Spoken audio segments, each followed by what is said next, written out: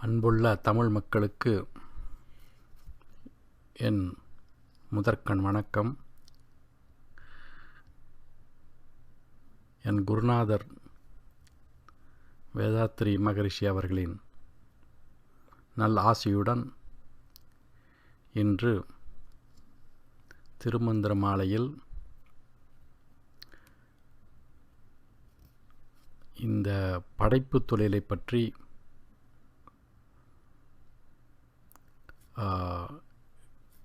ஓரிரு பாடலை எடுத்து சொல்லலாம் இருக்கிறேன்.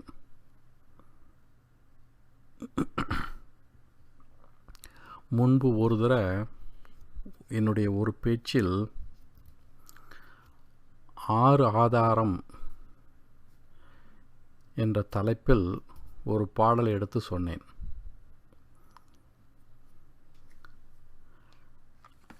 அது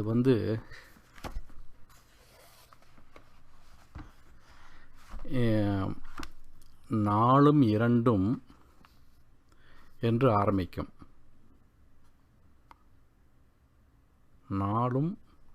நாளும் இரு மூன்றும், அதாவது 7ஆம் தந்திரத்தில் 6 ஆதாரம் என்ற தலைப்பில்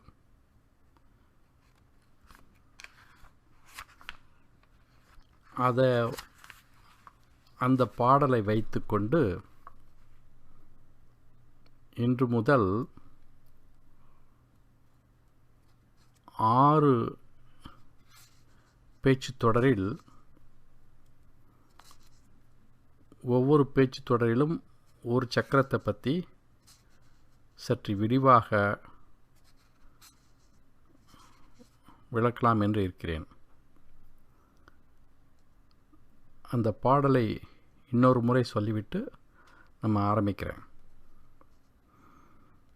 நாளும் இரு மூன்றும் ஈரைந்தும் ஈராறும் கோழி மேல் நின்ற குறிகள் 16ம்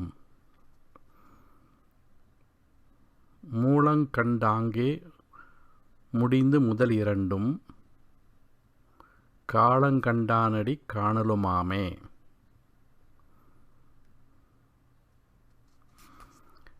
இது எதை குறிக்குதுன்னா, அந்த பாடல், அதாவது இந்த நாளும் என்பது 4 இதழ்கள், 4 இதழ் தாமரை வடிவமாக இருக்கின்ற மூலாதாரம்.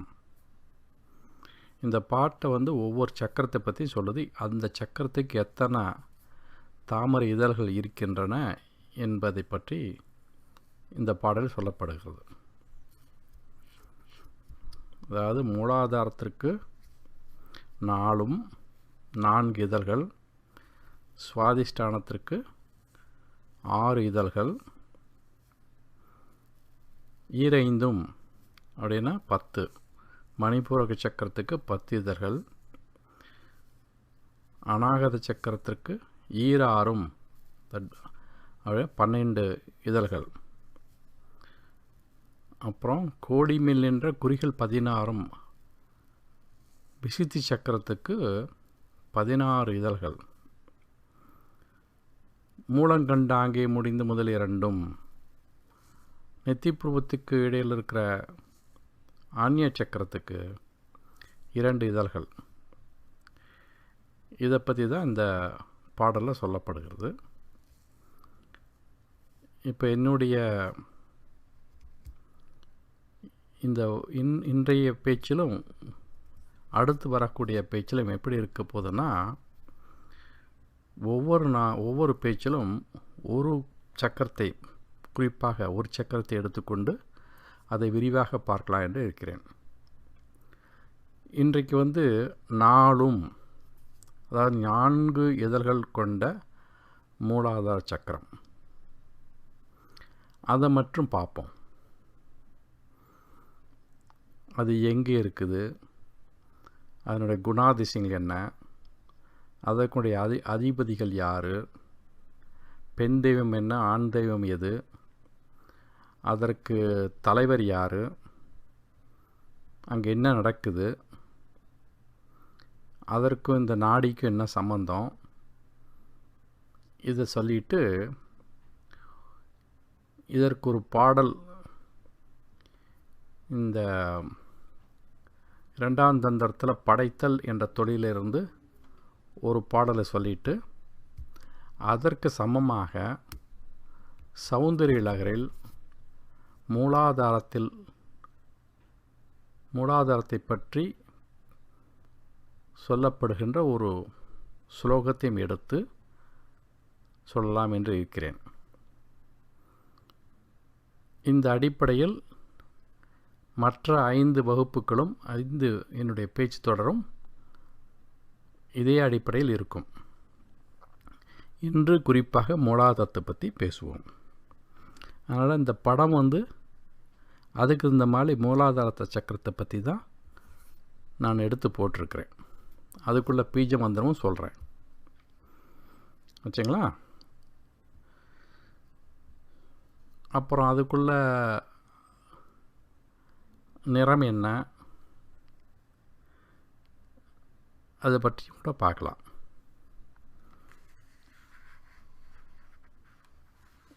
இப்போது இந்த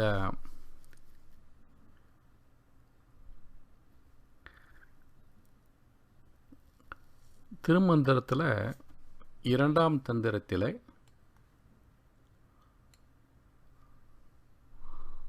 உள்ள ஒரு பாடல்,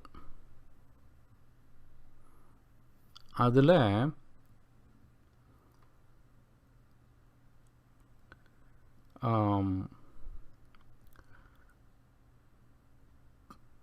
அதாவது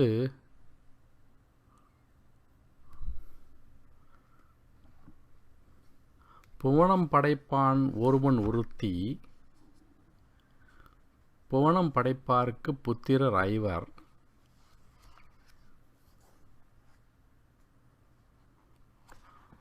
புவனம் படைப்பானும் பூமிசை யானாய், புவனம் படைப்பான் புண்ணியன்தானே என்று ஒரு பாடல்.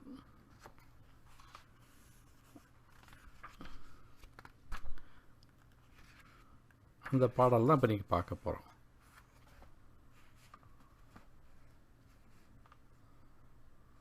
அதாவது எப்படின்னா,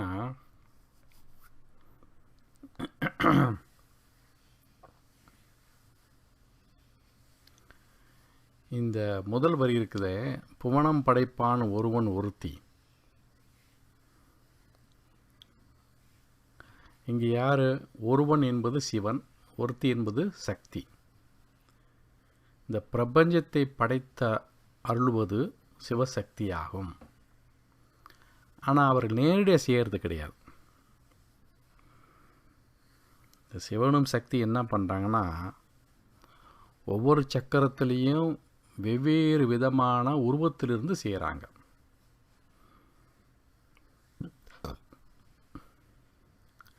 அதாவது அடுத்த வரி என்ன பாருங்க, புவனம் படைப்பாருக்கு புத்திரர் 5. இவர்களுக்கு, இந்த சிவன் சக்திக்கு 5 அம்சங்கள், 5 புத்திரர்கள். யார்?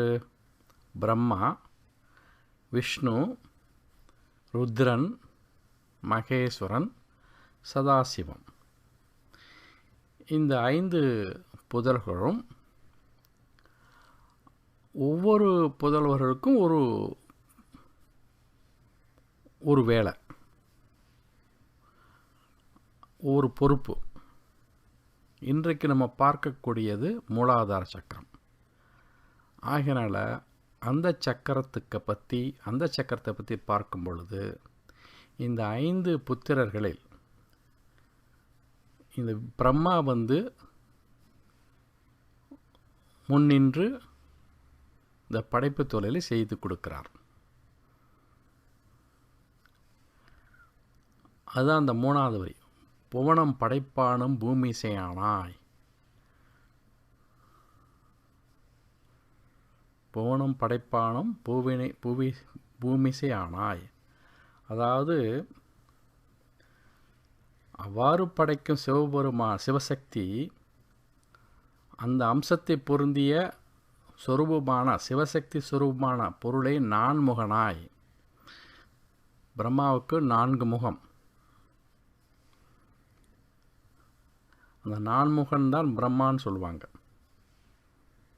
ஆக்சுவலி அவருக்கு ஒரு காலத்தில் 5 முகம் இருந்தது. ஆனால் ஒரு முகத்தை தான் அவர் சிவபெருமான் கிள்ளி எறிந்து விட்டார். அதனால் பொதுவாக நான்முகன் என்றால் பிரம்மா. இந்த பிரம்மா என்ன பண்ணுறாரு? இந்த பிரபஞ்சத்தை படைத்து அதனால் ஏற்படக்கூடிய புண்ணியத்தை சேர்த்து கொள்ளுகிறார். அதான் கடைசி வரி, புவனம் படைப்பான் புண்ணியன் தானே. அதனால் இந்த புண்ணியம் நான்முகனுக்கு போய் சேருது. சிவன் சக்தி இந்த ஐவர்களை படைத்தும் இந்த படைப்பு தொழிலை பிரம்மாவை கொடுத்ததுனால இந்த நான்முகனுக்கு எல்லா புண்ணியனும் போய் சேருது. அப்படிங்கிறது தான் இந்த பாடலுடைய அர்த்தம். புவனம் படைப்பான் ஒருவன் ஒருத்தி புவனம் படைப்பாருக்கு புத்திரர் ஐவர் புவனம் படைப்பானும் பூமிசையானாய் புவனம் படைப்பான் புண்ணியன் தானே என்று இப்போ திருமந்திரத்தில் உள்ள பாடல். இதற்கு சமமான பாடல் ஒன்று சௌந்தரலகர் இருக்குது. அதனுடைய பாடல் எண்ணிக்கை 41. அதை பார்க்கலாம். கிட்டத்தட்ட இதே போல் அர்த்தம்தான்.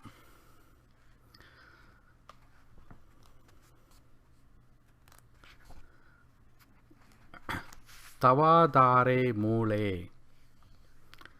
சக சமயயா லாஸ்ய பரையா நவாத்மானம் மன்னிய நவரச மகா தாண்டவ நடம் உபாப்பியா மேதாப்பியா உதய விதி உத்திச்சய தயயா சனாதாப்பியாம் சஜ்னே ஜனக ஜனனீமத் ஜகதிதம். அதெல்லாம் பிரித்து சொல்கிறேன். இப்போது இதற்கு விளக்கம் பார்க்குறதா கிட்டத்தட்ட இப்போ நம்ம என்ன சொன்னோமோ அதே மாதிரி தான் வரும். அங்கே நான்முகன் வராது, ஆனால் சிவனும் சக்தியும் வரும். இங்கே பாருங்கள், தவாதாரே என்றால் தவ என்பது உன்னுடைய அதாவது இந்த உரை ஆசிரியர் இது எழுதுனது யாரும் தெரியாது. பல வருஷங்களுக்கு முன்னே எழுதப்பட்டது. அவர் சொல்கிறார் சிவனையும் சக்தியும் பார்த்து. அதான் தவ என்பது உன்னுடைய மூலாதார சக்கரத்தில், அதாவது மூளை தவ தாரே மூளை. அது எப்படின்னா மூளை ஆதாரே மூலாதாரம், தாரே மூளை அப்படின்னா மூளை அதை முன்னாடி போட்டுக்கிட்டால் மூலாதாரம். தவா தாரே மூளை, இது எப்படி படிக்கிறோம்? தவ மூலாதாரே. தவன உன்னுடைய, மூலாதாரே அப்படின்னா மூலாதார சக்கரத்தில். அங்கே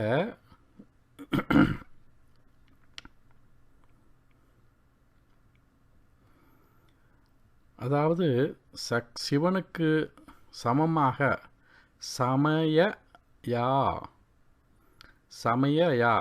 அப்படின்னா சிவனுக்கு சமமான, சக சமயயா சிவனுக்கு சமமான இந்த சக்தி லாஸ்ய பறையா அங்கே மூலாதார சக்கரத்தில் நடனம் செய்து கொண்டிருக்கிறாள். என்ன அப்போது என்ன பண்ணுறாரு சிவபெருமான்? அவரும் நடனம் ஆடுறார். ஓகே, நவாத்மானம் ஓகே, நவாத்மானம்னா ஆனந்த பைரவர். இங்கே வந்து ஆனந்த பைரவராகவும் ஆனந்த பைரவியாகவும் இருந்து நவாத்மானம் என்பது ஆனந்த பைரவர் அவராக இருந்து மன்யே என்பது நவாத்மானம் மன்யே. மன்யே என்பது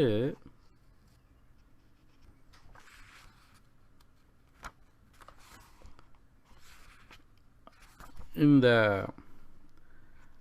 நடனமாடக்கூடிய ஆனந்த பைரவரை தியானம் செய்கிறேன். மன்யே என்பது அங்கே என்னென்னா சிவபெருமானும் ஆடுறாரு. என்ன ஆடுறாரு? நவரச மகா தாண்டவம். ஓகே, நவரச மகா தாண்டவம். நவரசம் ததும்பும் சிறந்த தாண்டவம் ஆடுகின்ற நவாத்மானம். அதாவது நவாத்மானம் என்பது ஆனந்த பைரவரை மன்யே என்றால் தியானம் செய்கிறேன். இந்த சமஸ்கிருதத்தில் எப்படின்னா அந்த ஸ்லோகத்தில் இந்த வார்த்தைகள் எப்படி வேணாலும் போடலாம். அதை முன்ன பின்ன வந்துக்கிட்டே இருக்கும். அதனால் ரொம்ப அதுக்கு விளக்க உரை இல்லைன்னா சொல்லுவதுக்கு ரொம்ப கஷ்டம். அப்புறம் மகா தாண்டவ நடம் அப்படின்னு முடியுது இல்லையா, 2வது வரி. அடுத்தது உபாப்பிய மேதாப்பிய. மேதாப்பியம் உதயம் விதி முத்திச்சய தயையா. அதற்கு அர்த்தம் என்னன்னா, இங்கே வந்து உபாப்பிய என்பது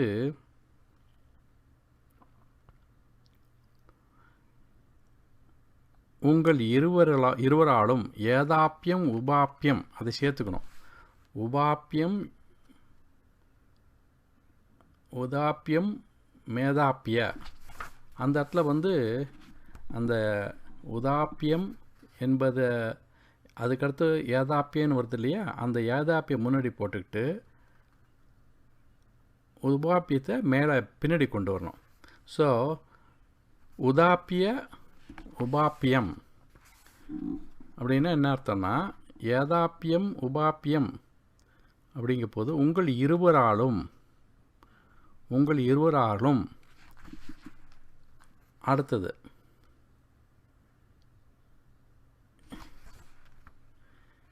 இந்த கடைசியில் வருது பாருங்க, ஜகதிதம். அதை இப்போ கொண்டு வரணும். ஜகத் இதம்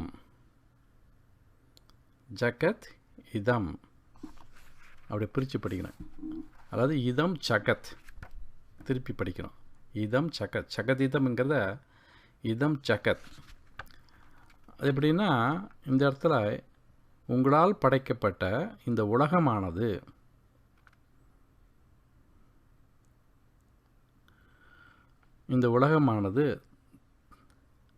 தாய் தந்தையுமாக ஆகிறது. ஜஜ்னே சனாதாப்பியம் ஜஜ்னே வருதுங்க இல்லையா, அந்த ஜஜ்னே என்பது ஆகிறது. எவ்வளோ கஷ்டமாக இருக்குது பாருங்கள் இதை விளக்கம் கொடுக்கறதுக்கு. நான் இந்த பாடலை உங்களுக்கு அந்த பாக்ஸில் போடுறேன். அப்போ அந்த பாடலை வைத்துக்கொண்டு இப்போ நான் சொன்னதை கேட்டிங்கன்னா தான் புரியும். ஏன்னா மாறி மாறி சொல்லப்பட்டிருக்கிறது. ஸோ ஆக மொத்தத்தில் இதனுடைய அர்த்தம் என்ன தெரியுங்களா? இங்கே பாருங்கள், மூலாதாரத்துக்கு தத்துவம் என்ன? பிருத்திவி தத்துவம், அதாவது பூமி தத்துவம் இல்லைங்களா? ஸோ அந்த பூமி தத்துவம் மூலாதாரத்தில் உண்டாகிறது. இந்த பிருத்திவி தத்துவத்துக்கு இருப்பிடம் மூலாதாரம். இது முக்கோணத்தின் நடுவில் 4 தளம்னா என்ன? 4 தள கமலம். நம்ம முன்னாடி சொன்ன 4 இதழ்கள் கொண்ட மூலாதார சக்கரம் என்று இங்கே அதுதான் சொல்லப்படுகிறது. 4 தள கமலம், கமலம் என்றால் தாமரை மலர். இங்கே ஆனந்த பைரவர், ஆனந்த பைரவி என்று சிவனும் சக்தியுமாக என்ன ஆடுறாங்க? அதாவது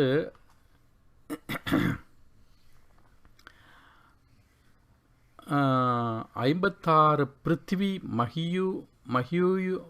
மகியுங்களுடன் கூடியவர்களாக தியானம் செய்ய வேண்டும். சிவனையும் சக்தியும் நம்ம தியானம் செய்யணும். என்ன அங்கே என்ன பண்ணுறாங்கன்னா,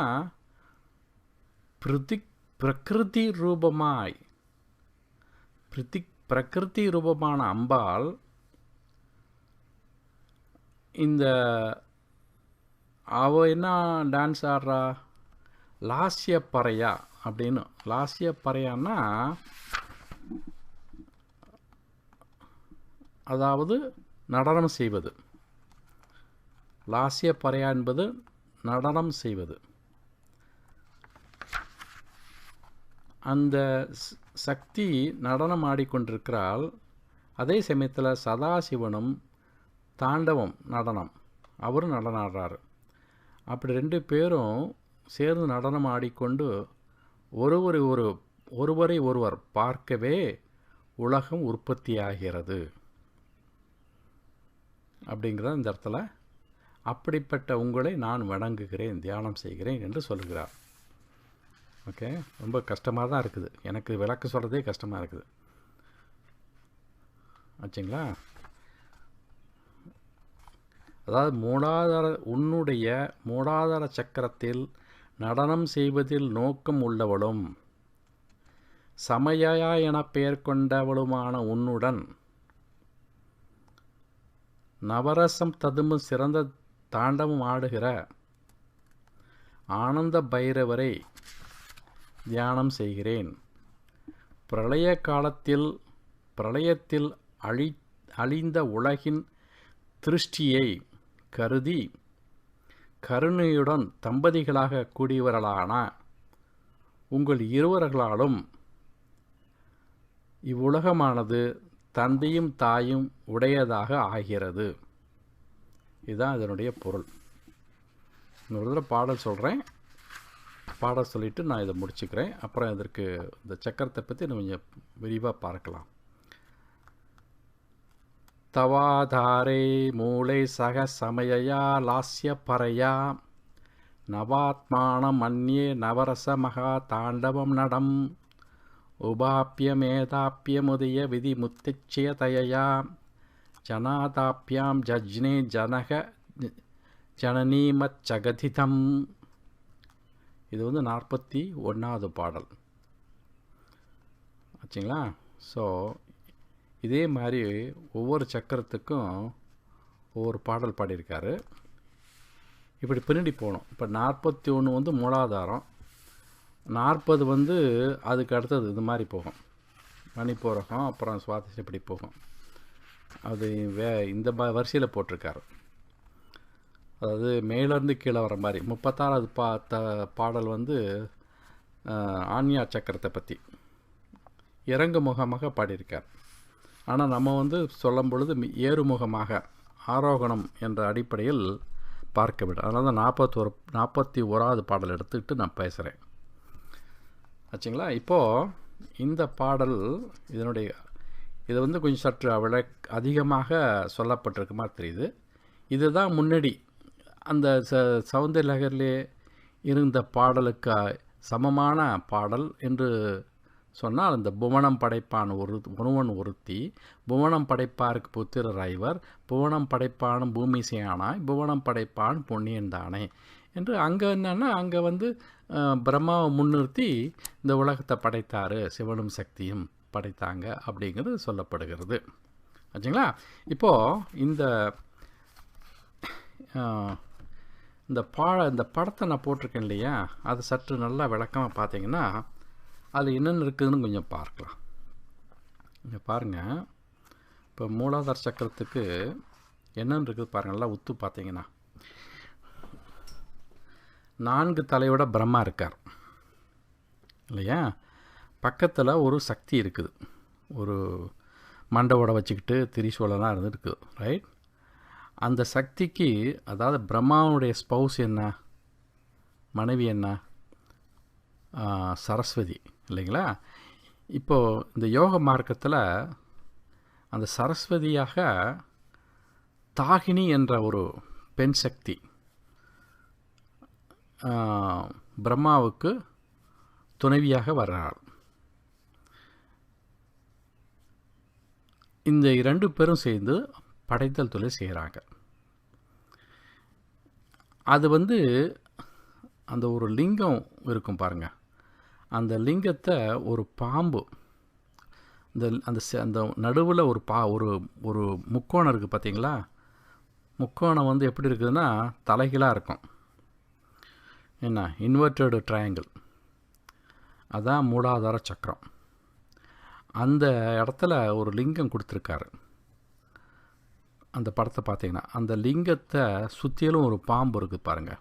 நீங்கள் சிவன் கோயிலில் கூட இது மாதிரி தான் அவங்க அலங்காரம் பண்ணுவாங்க. 3 வடிவில் சுற்றிக்கிட்டு இருக்கும் அந்த பாம்பு. அதுக்கு மேலே தலையில் அந்த பாம்பு இருக்குது பாருங்கள். அந்த பாம்பு வாயை திறந்துட்டு மேல் நோக்கி, ஏன்னா குண்டலினி சக்தி அப்படி தான் மேல் நோக்கி போகிற மாதிரி. என்ன சமயத்தில் அது படுத்துட்ருக்கும்போது கீழ் நோக்கி போகிறது, அதுதான் சிற்றின்பம். அந்த ஆன்மீக நாட்டத்தில் ஈடுபட்டுவர்களுக்கு முதல் கட்டமாக இந்த பாம்பு தலையை தூக்கி மேல் நோக்கி வாயத்தை திறந்துக்கிட்டு இருக்கும். என்ன அதை காமிக்க தான் அந்த மாதிரி படம். அடுத்தது அதற்கு இந்த மந்திரம் போட்டிருக்கு பாருங்கள், லம் என்ற மந்திரம், அதான் பீஜ மந்திரம். மூலாதாரத்துக்கு உள்ள மந்திரம் லம் என்பது பீஜ மந்திரம். அப்புறம் இந்த உள்ளுக்குள்ளே நல்லா கவனிச்சிங்கன்னா, அந்த யானை இருக்குது இல்லையா, 7 தும்பிக்கை கொண்ட யானை, அது ஐராவதன் பேர். அதற்கு கடவுள் விநாயகர் பெருமாள். அதுதான் விநாயகர் பெருமாளுக்கு இன்னொரு பேர் உண்டு, மூலாதார மூர்த்தி என்று சொல்வார்கள். இந்த சக்கரத்துக்கு அதிபதி அவர் தான். ஆனால் இந்த படைப்பு தொழில் செய்கிற ஒரு பிரம்மாவும் தாகினியும் எந்த தொழில் செய்தாலும் விநாயகரை வணங்கி கொண்டு செய்வது வழக்கம் என்பதனால மூலாதார சக்கரத்தில் விநாயகரை போட்டிருக்காங்க. இந்த எலிஃபண்ட் தான் அந்த லிங்கத்தை சுமந்துட்டுருக்குது வச்சிங்களா. ஸோ இந்த மாதிரி இந்த படத்தினுடைய விளக்கம் இந்த மாதிரி தான் கொடுக்கப்பட்டிருக்கிறது. இப்போது இந்த 4 இதழ் இருக்குது பாருங்கள். இந்த 4 இதழுக்கும் ஒவ்வொரு மந்திரம் இருக்குது. அதாவது இந்த லம் என்பது இதற்குள்ளேயே ஸ்பெஷல் மந்திரம், முக்கியமான மந்திரம். அது இல்லாமல் உபமந்திரங்கள் என்று சொல்லப்படுகின்ற 4 மந்திரங்கள். அந்த மந்திரங்கள் என்னென்னா,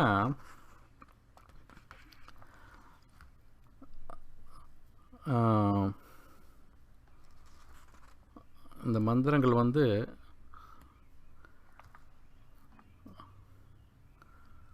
வங், சங், ஷங், இன்னொருத்தர் ஷங்னு சொல்லணும், ஆனால் அதுக்கு முன்னாடி லெட்டர் கே போட்டுக்கணும். கே ஒன்று போட்டுக்கிட்டு அதை ஷங், KSHANG அப்படின்னு ஒரு மந்திரம். கே இல்லாமல் SHANG அப்படி ஒரு மந்திரம். ஹெச் இல்லாமல் SANG அப்படின்னு ஒரு மந்திரம். தென் வங், VANG. இந்த 4ம் பீஜ மந்திரங்கள். அதற்கு மூல மந்திரம் இந்த இடத்துக்கு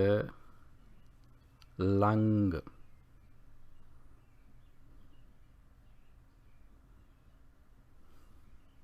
ஆச்சுங்களா? அப்புறம் இந்த இதை பற்றி அதாவது எங்கே இருக்குதுன்னா, இது எப்படி நாடியோடு சேர்க்கறதுன்னா, இந்த இடா பிங்களா சுஷுமனா இல்லையா, இந்த இடநாடியும் பிங்கள நாடியும் சுழுமணி நாடியும் 6 இடத்துல சேரும். இந்த முதல் இடத்துலேருந்து ஆரம்பிக்கிற இடம் வந்து மூலாதார சக்கரம்.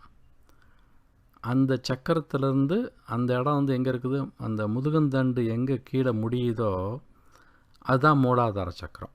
அந்த முடிகிற இடம்தான். அந்த இடத்துல அந்த 3 நாடிகளும் சேர்ந்து அங்கேருந்து ஆரம்பிக்கும், மேல் நோக்கி போகும் இல்லையா.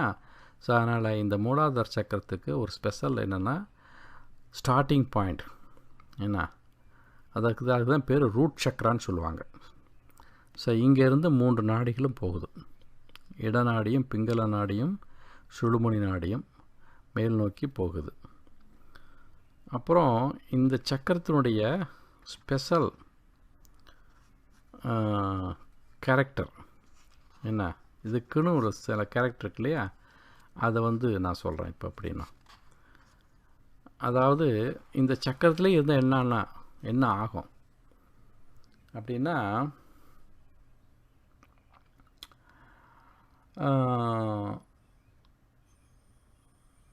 அதாவது பணம் சம்பாதிக்கணும், நல்ல வாழ்க்கையை அனுபவிக்கணும், இப்படிக்கிட்ட மன ஓட்டம் தான் போயிட்டே இருக்கும். அதை அந்த அந்த ஆன்மீக வாழ்க்கையில் எதுவுமே அதில் விருப்பம் இல்லாதவர்கள், நல்ல வசதியான குடும்பத்தில் பிறந்தவர்கள் என்ன பண்ணுவாங்க, நல்ல வாழ்க்கையை நல்லா அனுபவிப்பாங்க. அதுக்கு காரணம் இந்த மூலாதார சக்கரத்தில் இருக்கிற சக்தி அப்படியே அங்கேயே இருந்து சுருண்டு படுத்துகிட்டே இருக்கிறது தான் ஆச்சுங்களா. அதாவது it creates Genesis, illusion, anger, greed, delusion, avarice and sensuality. இதெல்லாம் இதனுடைய குவாலிட்டி.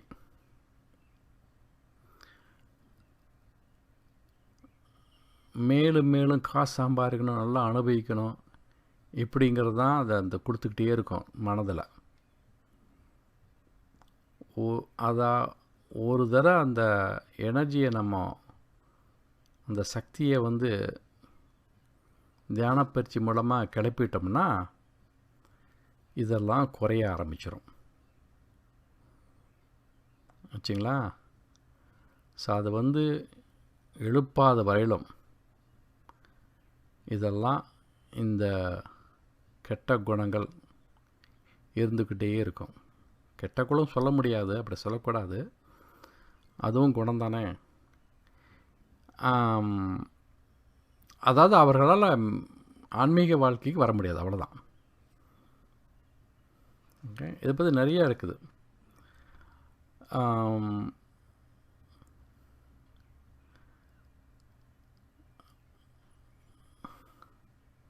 ஸோ இன்றைக்கு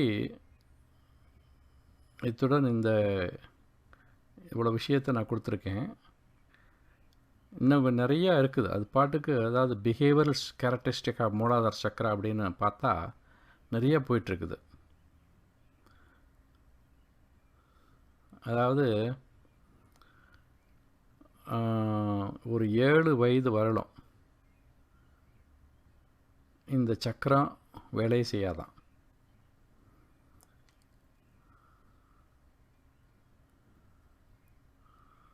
வச்சுங்களா. ஏன்னா அவங்களுக்கு அந்த அந்த உணர்வுலாம் வராது இல்லையா, அதனால தான்.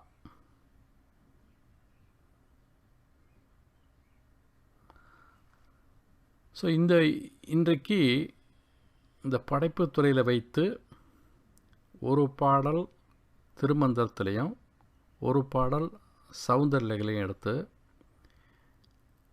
இந்த 6 ஆதார் சக்கரத்தில் வரக்கூடிய அந்த பாடல் நாளும் இறைந்தும் நாளும் 2 3 2 என்ற அந்த பாடலை வைத்து இந்த நாளும் என்ற ஒரு வார்த்தைக்கு மட்டும் இந்த மூலாதார சக்கரத்தை பற்றி இன்றைக்கி பார்த்தோம்.